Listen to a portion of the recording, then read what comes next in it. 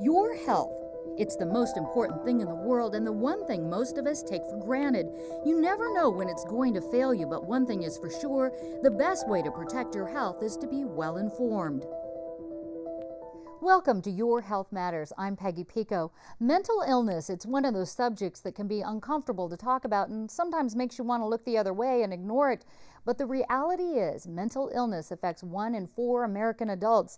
Ignoring it won't help it go away or make it any better. So the experts at Eden Medical Center's Psychiatric Department will show us how to deal with panic disorders, depression, and bipolar disorder head on.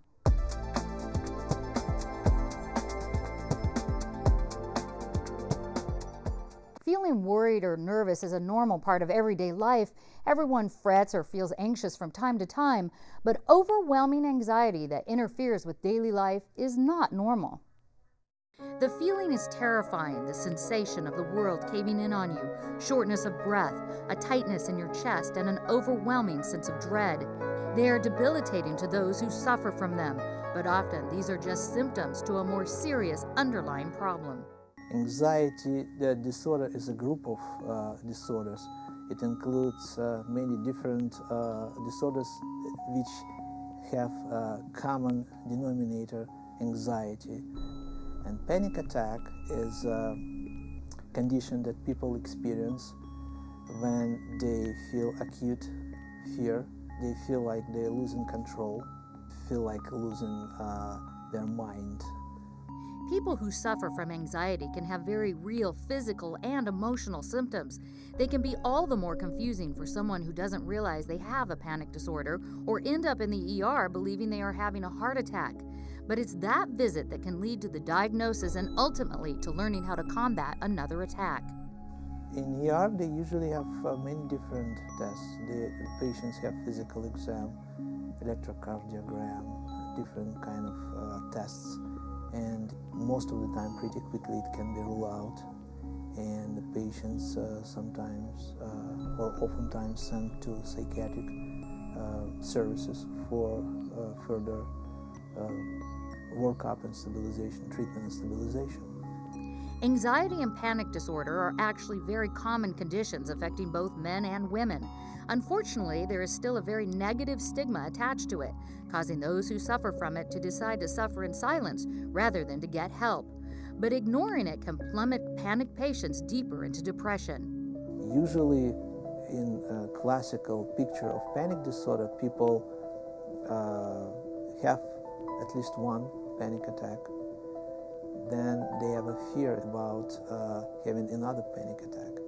And they always have concern of implication of the consequences of the panic attack on their health, on their body. And of course they try to avoid the situation and people and thoughts that can cause this. And many of them may become disabled. They can't sometimes leave the house. They can concentrate, they can't work, they can't function at home and at work, so they become disabled. So when we treat them, we treat their disability also.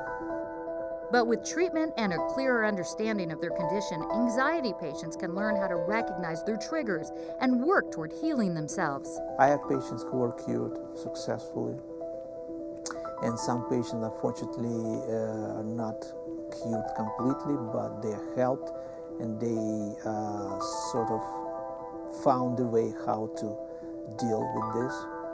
They know how to recognize symptoms and how to distract themselves at least.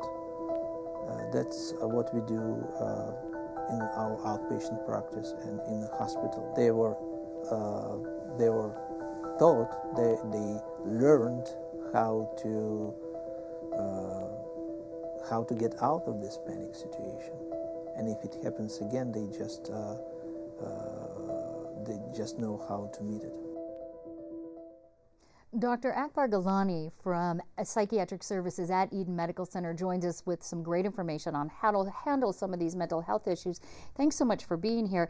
I guess my first question would be, there is a difference between a panic attack and an anxiety disorder. True. Anxiety is a common defense mechanism we all humans face. For example, we might have learned that when we went on a first date, we had the butterflies in our stomach and we were preparing for an exam, then we felt keyed up on an edge. That is something which helps us to kind of control the information, be more sharp in kind of dealing with that stressful situation. It becomes an anxiety disorder becomes a problem when we have a constant fear or feeling that situations are not in our control. We are keyed up, we feel we are unable to concentrate, we are unable to kind of take care of as what is happening to me at this time. And so, and difficulty in dealing with these situations, which would cause difficulty in concentration, attention. People often feel that they're losing control of their situation, and they feel that their heart is racing, and it's a consistent ongoing situation which goes on like that for a period of time, that people would feel that they have no control over their lives, and subsequently it would cause depression. Panic attack, on the other hand, is a very different situation, which comes on with, sometimes there is a cue for a panic attack. For example, somebody will be afraid of heights, they would be afraid of going in a closed space, and that would cause a panic attack. And classically, panic attacks symptoms would gear up in about 10 minutes. And subsequently, people would have psychological symptoms. They would have feelings of being trapped, or something bad is going to happen to them, or they're going to die. And then there would be physical symptoms, which are their heart would be racing, there would be increased breathing, they would be sweating, they might have chest pain, and they would feel, often 20% of the people have syncopal episodes, that often they lose consciousness. So they actually feel physical things going on in their body. If you are a family member, and we don't have a whole lot of time to talk about this, what can you do to help somebody who's going through a panic attack or who has anxiety? So the first thing would be to understand, provide comfort and provide support to the family member. If it's an established diagnosis, the person has been suffering from panic disorder, to give them comfort, nothing bad is going to happen to them.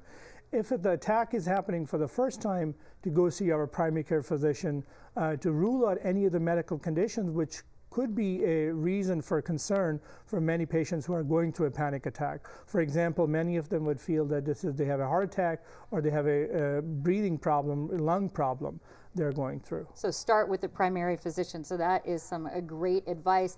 When we come back, we'll learn how the experts at Eden Medical Center can help ease the pain of depression.